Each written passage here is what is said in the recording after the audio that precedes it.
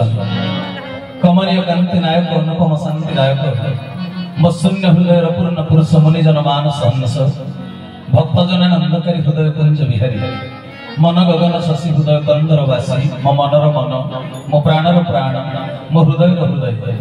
अव्यक्त मंडलाधिपति पूर्ण ब्रह्म पूर्णेश्वर जगदीश्वर जगन्निवास सृष्टि स्रष्टा पुरुष गुरुकुल चूड़ामणि जीवन देवता लीला पुरुषोत्तम से अनंत श्री संपन्न भक्तवांछा कल्पतरु प्रपन्न पारिजात सर्वनाथ गुरुस्वामी ठाकुर श्री श्री श्री केशव नारायण शंकर विरंची वांछित अभय निर्भय परम पावन अष्टादश चिन्हयुक्त निर्वाण धाम चरम स्थल पद पंकजरे सर्वाद मानसिक भाव कोटि कोटि कोटि कोटि अनंत कोटि बार भूमिपात साष्टांग दंडवत तत्परे आज महान जागतिक सत्संग कार्यक्रम मंच परिचालक गौरांग भाई महोदय एठारे उपस्थित थिबा विश्वभातृत्व दिव्यात्मा परिषद अच्युत गुप्तप्रभ संघ कीर्तिज्योति आश्रम स्वर्ण क्षेत्र महांगार समस्त कार्यनिर्वाही कर्मकर्ता वृंद आउ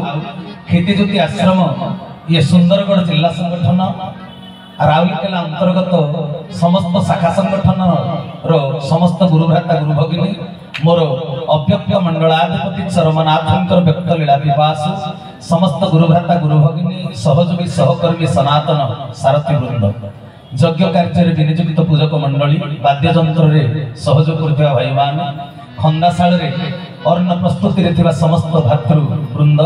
सम्मुखरे उपवेशन करिथिबा मोर समस्त सदात्मा दिव्यात्मा चिदात्मा ब्रह्म जिज्ञासु सत्संग प्रेमी ईश्वर अभिमुखी भगवत कथा पिपासु आबाल वृद्ध बनिथि ए डाकबाजी यंत्र जे पर्यंत कर्णगोचर हेउथिबो से परिवेश परिधि भितर थिबा समस्त ज्ञानी जीवगण समस्त आत्माराम ए सृष्टिर सकल गुरु संप्रदाय समस्त इष्ट देव भक्त शिष्य अनुगत आश्रित युव समाज साधु समाज मध्य संत समाज सर्वोपरि भगवानंकर अमृतमय सृष्टिर कीट ठारू ब्रह्म पर्यंत समस्त मोर हृदय गभीरतम प्रदेश निष्कपट चित्तरे गुरु ज्ञान सश्रद्ध सप्रेम सभक्ति सस्नेह गुरुस्वामी प्रणव भलियानंद गवार हरि हरि बोला हरि अनंत हरि कथा अनंत भक्त भगवान कथा जीव परमर कथा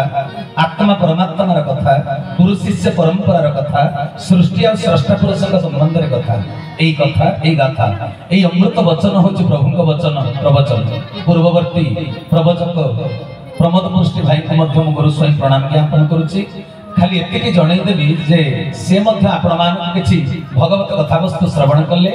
श्रवण करने माध्यम शेष कहले जे कलिजुगर अवतार होती ठाकुर श्री श्री श्री केशव चंद्र स्वर्ण क्षेत्र महांगा जरियाकुलिया निवासी से चरमनाथ नव दुर्वादल श्यामल श्यामल आनंद कंद सचिदानंद सोमेन्दु मृत्यु दिवेन्दु कांति से जो ठाकुरे मोर से होचंदी मालिकार समस्त प्रमाण अनुसार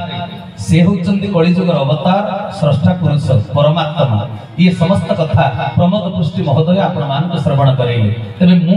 गोटिए आउ गोटिए पाद आगो को जाई तांको संपर्क रे कथाटी कहिबी जे ठाकुरे मोर धरापृष्ठ को जत्ते बेले गुरु अंगरे अवतीर्ण होई आसीचंती से आम मान को कोन साधन सूत्र देइचंते कलिजुग मनीष मानक पाई कलिजुगर कलिभक्त मानव केमिति निजर साधना सूत्र को धरी चरम लक्ष्य स्थल रे पहुंची पारिबो दुर्लभ मनुष्य जन्म को से सफल करि पारिबो सत असत भितर प्रभेद को बुझी पारिबो धर्म अधर्म भितर थिबा प्रकृत रे जहा रहिछ पार्थक्य ताक केमिति से बुझी पारिबो हृदयंगम करि पारिबो निज को चिन्हिले आमे जगत को चिन्हि पारिबा सजन वृंद 56 कोटी जीव भितर मनीष होछि श्रेष्ठ जीव किंतु देखिबा को गले ए श्रेष्ठ जीव मनीष सबठारु अधिक दुख भोग करे हरि बोला भगवान 56 कोटी जीव भितर श्रेष्ठ जीव कले मनीष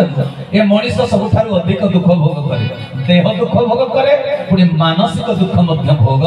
करे तबे दुखरु निवृत्ति पाई कोन उपाय अछि जदि दुख भोगे तबे काहे से दुख भोगे ना शास्त्र रे उपदेश दिया गला ए मनीष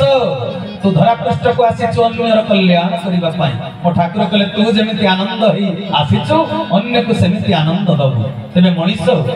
शास्त्र उपदेश को पालन न करी निस्वार्थपर होगा बदल जिते स्वार्थपर हो जाए भगवान आज्ञा को सी अवज्ञा करे से दुख भोग करे। शास्त्र कहीदेले गुरु उपदेश देले पुण्य अर्जन करने तू धरा पृष्ठ को आसी मनीष पापाचार करे अशांतिर कारण होछि से निजे धर्म आचरण करने गुरु देले उपदेश मनीष अधर्म आचरण करे सत पथरे जीवा गुरु उपदेश देइचंती समस्त शास्त्र पुराण विवेचना करा जाइछि मनीष आसी सत्यर संतान से सत पथरे निजको परिचालित करी निजर कल्याण करी अन्यर कल्याण करिवो किंतु मनीष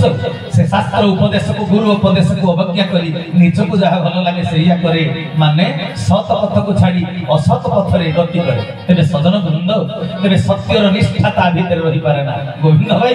आमे होते सतर संतान भगवान श्रीमद् भगवत गीता रे भगवान श्री कृष्ण कहिले परा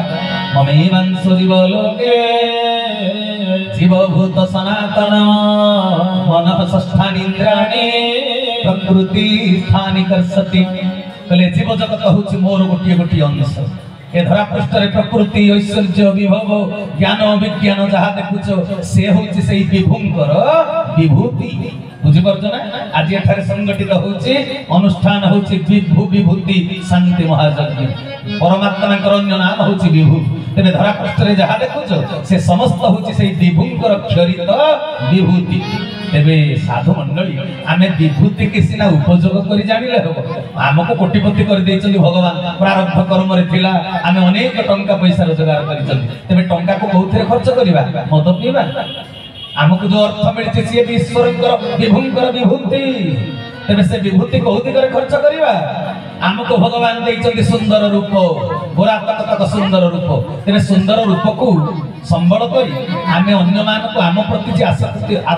आम प्रति जे आकर्षित होला